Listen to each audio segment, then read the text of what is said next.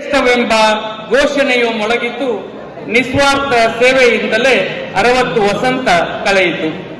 ಅಹಮಿಕೆಗೆ ಎಡೆಯಿಲ್ಲ, ಅಧಿಕಾರದ ದರ್ಪವಿಲ್ಲ, ಹೊಗಳಿಕೆಯನ್ನೊಲ್ಲ, ತೆಗಳಿಕೆಗೆ ಕಿವಿಗೊಡಲೇ ಇಲ್ಲ.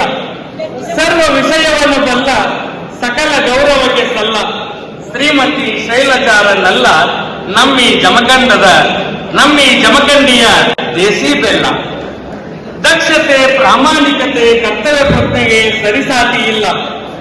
ಸತ್ಯ, ಶಾಂತಿಯ ತ್ಯಾಗಮೂರ್ತಿ ಎಂದರೆ ಉತ್ಪ್ರೇಕ್ಷೆ ಏನಲ್ಲ.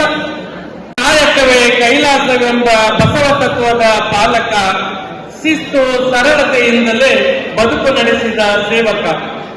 ನವಭಾವದ, ನವಕಲ್ಪದ, ನವಶಿಲ್ಪದ ಈ ಚೇತನ ಹೊಸತನಕ್ಕೆ ತುಡಿಯುವುದು ಅನುದಿನವೂ ತನುಮನ. ಕರ್ಮ ಮಾರ್ಗವೇ ಧರ್ಮ ಮಾರ್ಗ ಎಂದು ಸಾಗಿದ ಜೀವನ ಹೆಜ್ಜೆ ಇಟ್ಟಲ್ಲೆಲ್ಲ ವಸಂತವಾಯಿತು. ಹೆಜ್ಜೆ ಇಟ್ಟಲ್ಲೆಲ್ಲ ವಸಂತವಾಯಿತು ಬರುಡಾಗಿದ್ದ ಕಾನನ. ಭ್ರಷ್ಟರಲ್ಲ, ದುಷ್ಟರಲ್ಲ, ದಿಟ್ಟತನದ ಬಾಳ ಪಯಣ. ನಿಷ್ಠೆಗಾರು ಸಮರು ಇಲ್ಲ, ತೆರೆದ ಪುಸ್ತಕ ಜೀವನ. ನಡೆಗೂ ನುಡಿಗೂ ಪದತಾಳ ಗತಿಗೂ ಇಲ್ಲ ಎಲ್ಲೂ ಅಂತರ.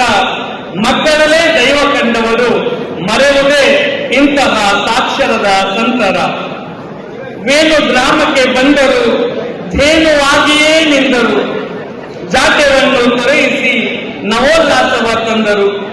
ಗುರುವಿನ ಗುರು ಇವರು ಗುರು ಬಳಗಕ್ಕೆ ನೇಸರರು.